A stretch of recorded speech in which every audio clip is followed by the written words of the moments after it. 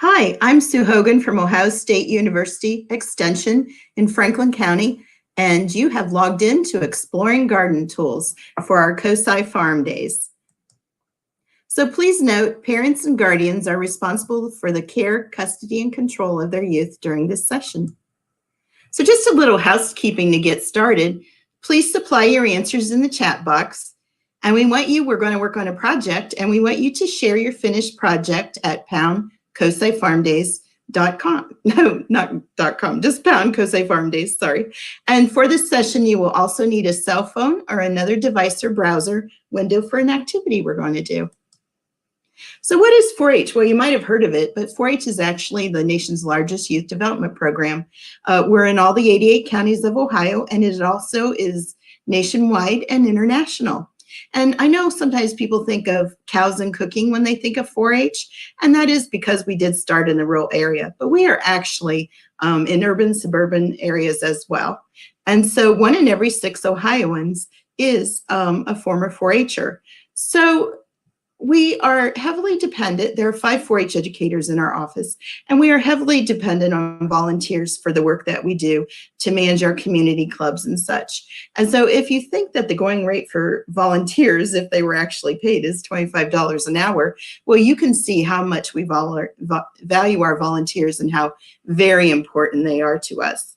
And we're also a part of Extension, and Extension is also in the 88 counties, and we're basically a community catalyst, and we bring the university to the people of Ohio. And I should mention that Central State is also a land-grant university here in Ohio. So this is the 4-H pledge, and the 4-H's represent head, heart, hands, and health. And those are the things we focus on. And basically, we're developing youth leaders, good citizens, excellent public speakers, those who engage in service learning. And so you will find in your adult life that a lot of former 4-H'ers who are especially good leaders, got their start in 4-H. So today we're talking about garden tools, and what we're going to look at is some common garden tools, their history, and what might be happening in the future with tools that are used in gardening and also agriculture in general. So the history of garden tools, how old do you think the earliest garden tools are that have been found by archaeologists? And archaeologists are those who study the past. So please go ahead and put your answer in the chat. Was it 1,000, 5,000, or 10,000 years ago? So go ahead and do that.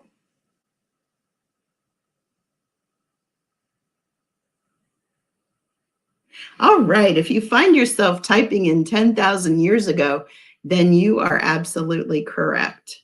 That is the time that the earliest garden tools have been found. So we're going to engage in a little online activity, and if you've ever used Kahoot, this is something very similar.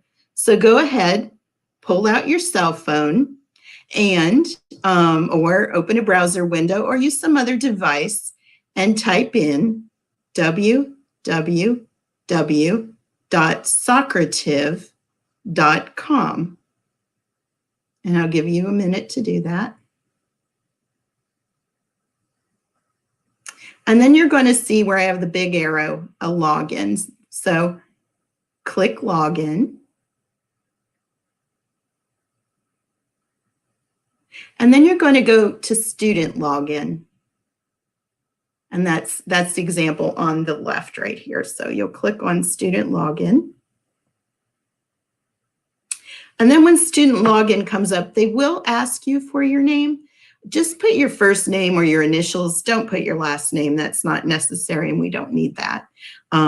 So in order to get into the room where the activity is, it's kind of a fun little quiz. You need to type in my name, Hogan 3629. And once you've typed that in the room name, then click join. And I'm pulling up my handy device here. Pretty soon, I should start to see some of your names coming in. There we go. And remember, you don't have to do your last name. So again, this is your web page. Here's your login over here. Over here, go to student login. I'm the teacher, so you don't want that. And then here is your code. And then you join.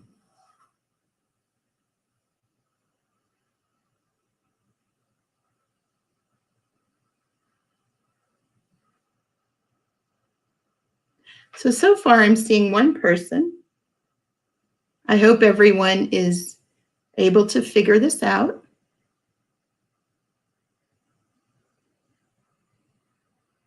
We'll give it a few minutes.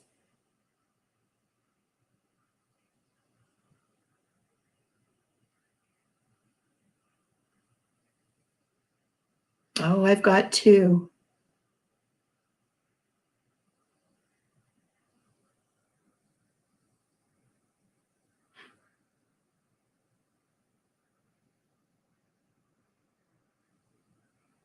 Okay, so as soon as you've logged in, go ahead and start this little fun quiz. And we'll see how you do.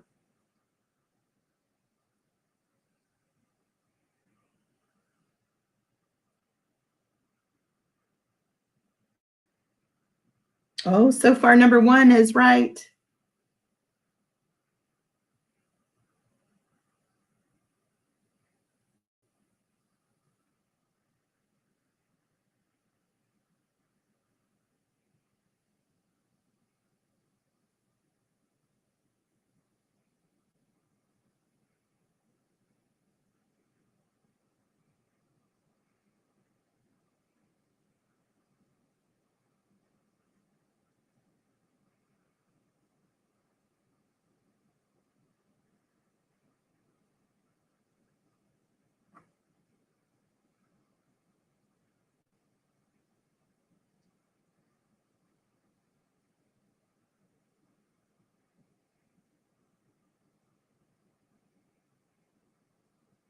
Jessica, are you thinking about number 5?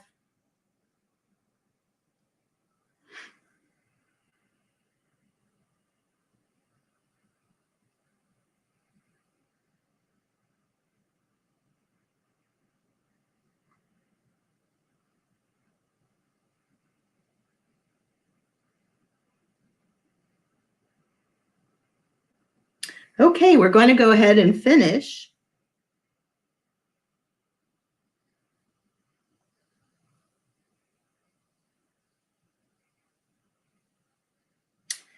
And Jacqueline, it looks like, well, you two were neck and neck, but it looks like you're both knowing your garden tools pretty well. So we're going to go next to garden tool design. So garden tool design hasn't changed very much in thousands of years. So after doing that activity, what are some of the basic design elements and why are the tools made that way, do you think? Put some ideas of why tools are the way they are, how they are useful into the chat box.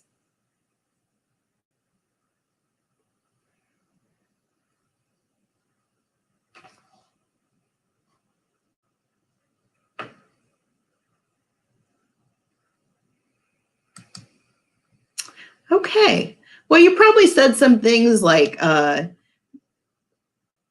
shovel might be pointy for being easier to go into the ground and that sort of a thing. And I think that the activity gave you a pretty good idea of some of those things that the tools are used for. So now what I'd like you to do is design a garden tool using your imagination, because that's what the first people who invented tools had to think about. They had to think about what they would be used for and how could they create them. But they also had to think about what items they have on hand.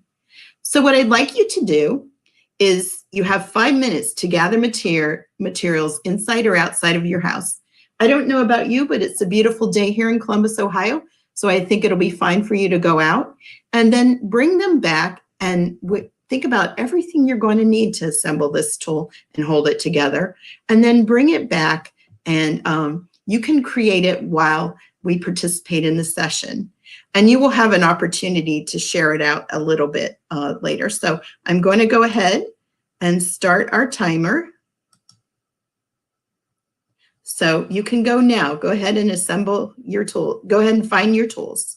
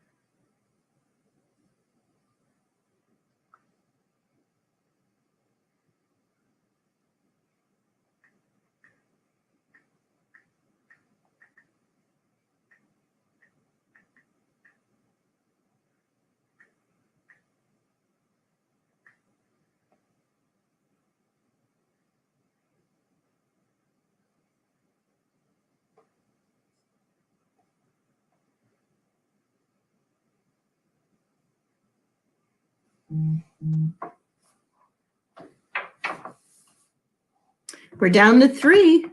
I hope you're finding those supplies.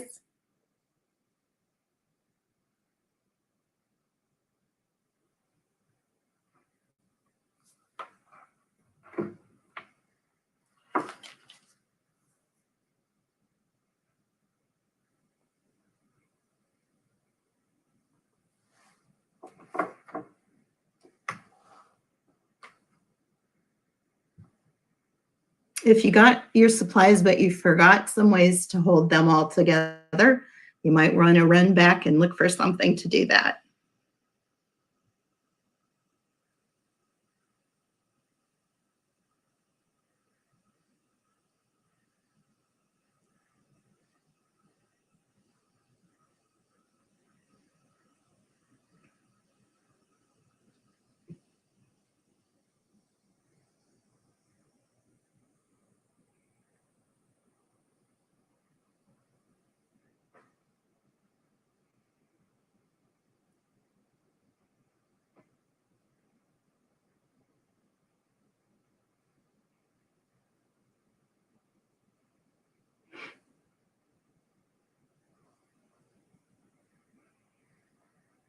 I should have put some fun music on while we're doing this. If you already have your supplies together, you can go ahead and start creating your tool. It's perfectly fine.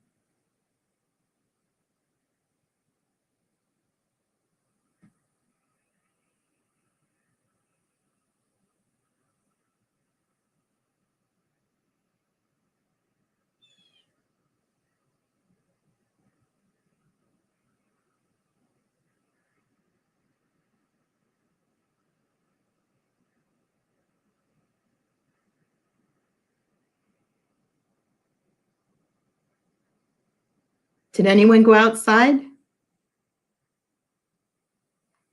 Hopefully you found some good stuff in your yard.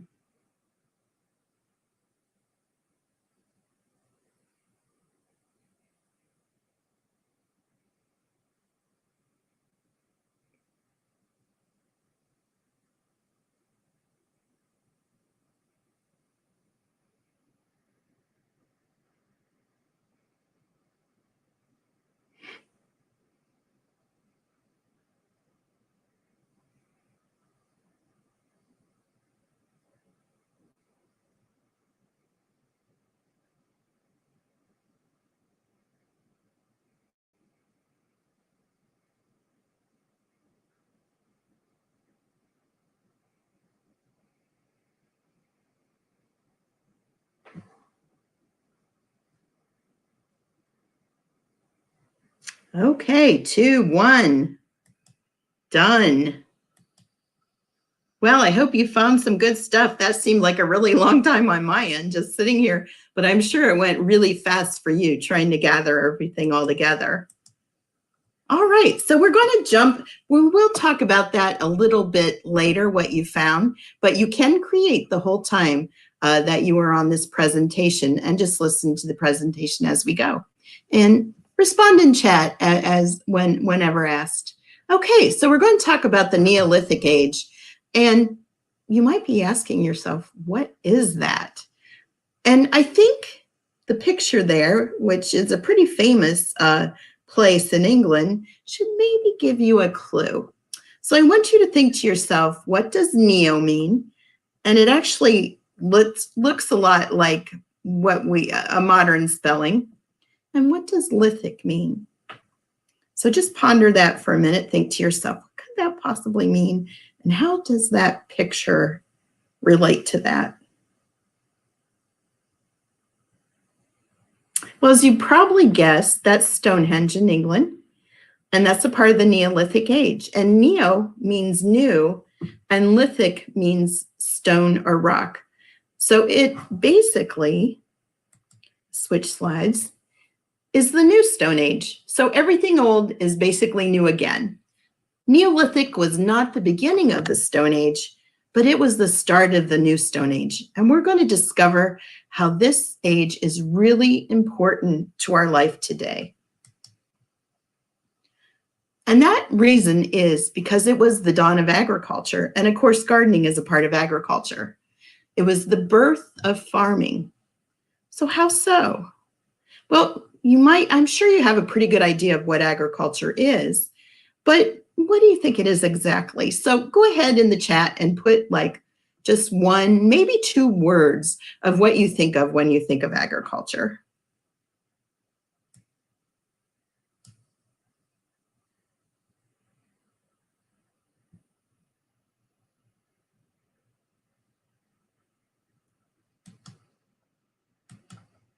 Well, I won't be surprised, and I'm not surprised to see that many of you are aware that agriculture is when people cultivate plants and animals for human use.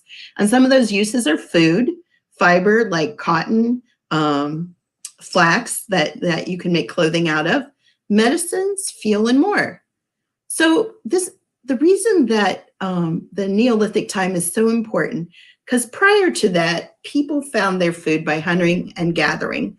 So think to yourself, what if every night for dinner, you had to go out and find an animal for your food or whatever? So you're always going to be hungry and you're always going to be looking for that food source.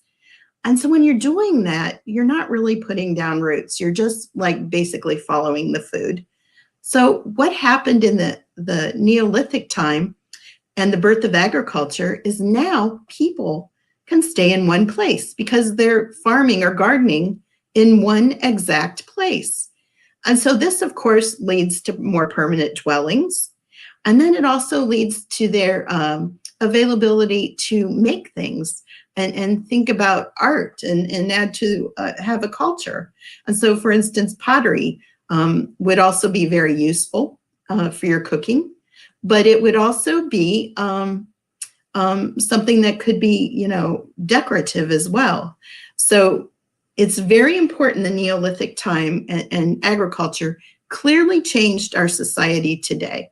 And now it's even easier because we can just go to the grocery store, right? Even that, we don't have to plan it, although certainly food grown in the garden is so much, it tastes so fresh and is so healthy. All right, so what do you think? Imagine you are living in that Neolithic time and you've moved from this hunter-gatherer and now you have to find a way to garden. And so what would you use to make your own tools? Well, clearly rock is something we would do, but what else? So you can go ahead and put in the chat anything you can think of that you might do.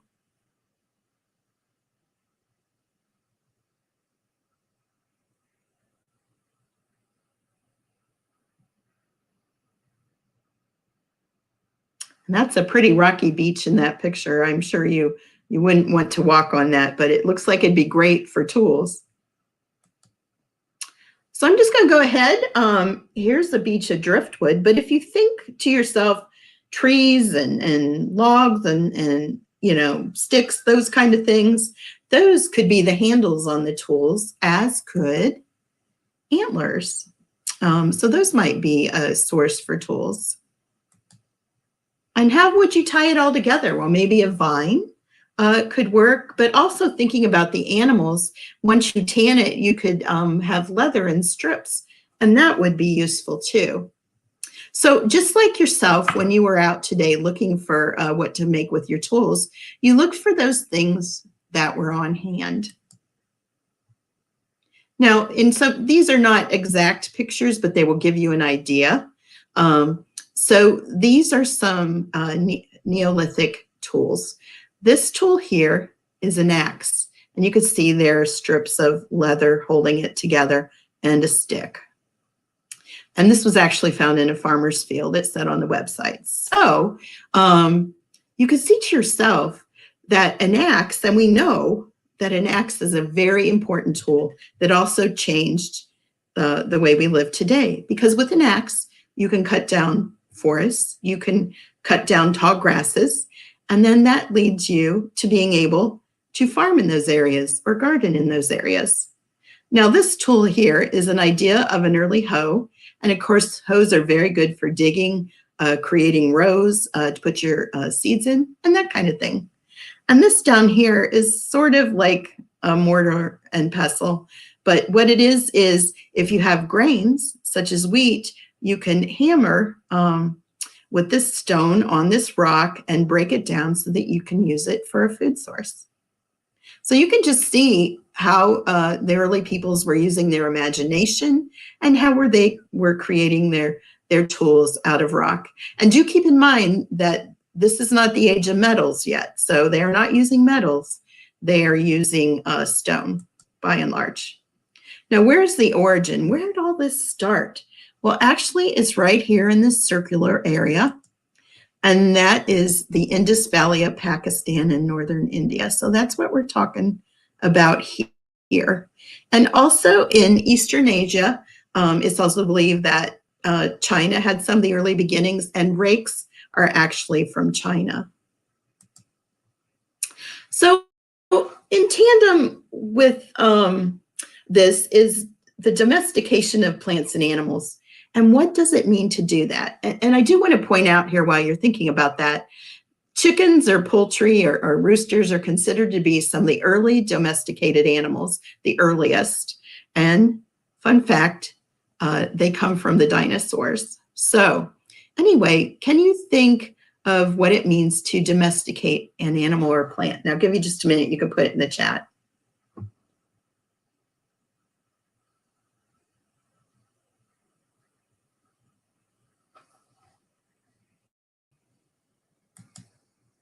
All right, so here we are, the definition. And just you can see there, to even further give you an idea, dogs come from wolves. There's a wolf on the left. And huskies, are now used for transportation. They've been domesticated, and they are an animal that's used for travel. Early corn in the area of Mexico, started from maize. So, you can see a lot of things that we now use, or, and of course, this is corn for animals, not sweet corn like we eat, but, maybe started in early forms and was domesticated. So domesticate means to take something wild like an animal or a plant and change it for people to use. But now, because we've changed it, we have to take care of it. So I talked about some of the uses of things that are domesticated. So some of the early domesticated plants, what do you think those were in that area that I showed you on the map? So you can go ahead and type some answers in the chat. And some of them are still being grown today. However, I should mention that they might not look like the pictures. They might have had a different look in the early days, and they've been further domesticated. So here in this picture, we have flax, which can be used in clothing. And here we have rice, and we know people all over the world depend on rice as a food source. And it also can have different looks. Potatoes, wheat, and peas, chickpeas. Peas probably didn't look like this in those days. But if you're saying those things in the chat, then you're absolutely right. So since they're now, these foods are now domesticated, or these plants are now domesticated, do you think that new and different tools were needed? Well, absolutely. You can see that in our modern society. There's so many different kinds of things that are created to harvest different kinds of foods. So in tying up here, do you think that garden tools are being, even though we're still using a lot of the same garden tools, do you think they're being made or used in new ways? And the answer is yes. And I would like to have you put in the chat what you think that might be. What are some of the new kinds of things we're making to use in the garden or to use in agriculture? So I'll just give you a second to do that, and then I'll review a few of them. Pictures kind of give you a hint in a way.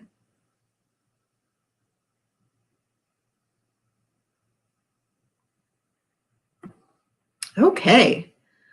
So for those who answered drones, you're absolutely correct. They can be used to help determine an area to plant, how plants are doing, all different kind of things. Computers, I mean, you can actually design your garden online. There are platforms that will help you do that. 3D printers. Do you think you can make a tool out of a 3D printer? I'm absolutely positive that you can. Robots. Robots are being used to plant seeds and stuff. Temperature and moisture sensors. So you can hook up an item to your device and then test the temperature and the moisture. GPS systems and aerial imaging. So they're all different kind of ways that agriculture is changing. And the really important thing is agriculture in Ohio is one of our largest, if not the largest industry. So many professions rely on agriculture. So as a young person, if you think to yourself that farming is or gardening is a very simple profession, it's not. Everything is becoming more digitalized, and even farm machinery. And so there are all different kind of professions to go into. So I highly recommend that you look at that, or maybe you heard our previous presenter talk about some of those. So now that you have completed, we're coming to the end of our session. Now we're coming, we want to just explore a little bit that design challenge. And in the chat, can you put what materials you used in your design? What did you find around your house? I mean, some of you might have found metal, and we do know that during the Neolithic age, during the birth of agriculture, that was not available or known, I should say. Plastics were definitely not known to Neolithic peoples, but we have those now at our disposal. So did you use some of those? I see that you did. And do you think Neolithic gardeners did the same thing that you did? Well, absolutely. I talked about this earlier. They used their imagination. They looked to see what was available to them in their day, and then they created their tools. And the creation of these tools gave them the opportunity to domesticate even and prepare even more foods and other materials for their lifestyle. And we'd like you to post photos of your tool to COSI Farm Days. So please do so. We're really excited to see what you came up with.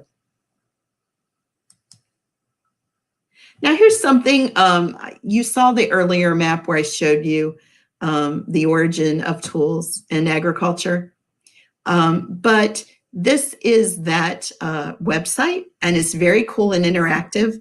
If you go there, they have pictures of fruits and things, and you can actually click on them and find out information about their origin and stuff. So it is actually a very cool website. Now, if this presentation was of interest to you, I would like to mention that in Ohio, we have 4-H special interest clubs. And these operate in tandem with our community clubs. Our community clubs are year-round, but our 4-H spin clubs are short-term in duration, and they explore a very particular topic. Now, these have been in person in the past, but because of our current situation, we have been developing for virtual spin clubs, and there are quite a few. And this is the first in a series of our In the Garden Spin Club. Our Master Gardener volunteers who are interested in this project have taught the Spin Club in the past in person, but they are going to, once it's developed, they will be teaching this virtually. So this is just one of the many opportunities for you to engage in 4-H.